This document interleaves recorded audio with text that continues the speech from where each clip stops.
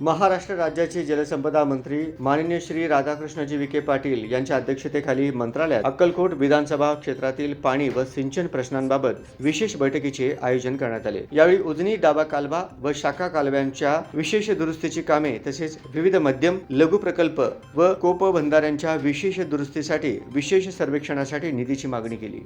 यासोबतच अक्कलकोट विधानसभा क्षेत्रातील कोप बंधाऱ्यांचे बॅरेजमध्ये रूपांतर करण्यासाठी सुरू असलेल्या निविदा प्रक्रियेची स्थिती जाणून घेत प्रक्रियेला गती देण्याची मागणी केली। या मागणीला सकारात्मक प्रतिसाद देत माननीय विखे पाटील साहेबांनी आवश्यक उपाययोजना करण्याच्या सूचना संबंधित अधिकाऱ्यांना केल्या। मंजुरी आणि निधी उपलब्ध असलेल्या कामांना आता विलंब न होता प्रत्यक्ष सुरुवात व्हावी आणि अक्कलकोट व दक्षिण सोलापूर मधील शेतकऱ्यांना सिंचनाचा लाभ मिळावा यासाठी आवश्यक कार्यवाहीला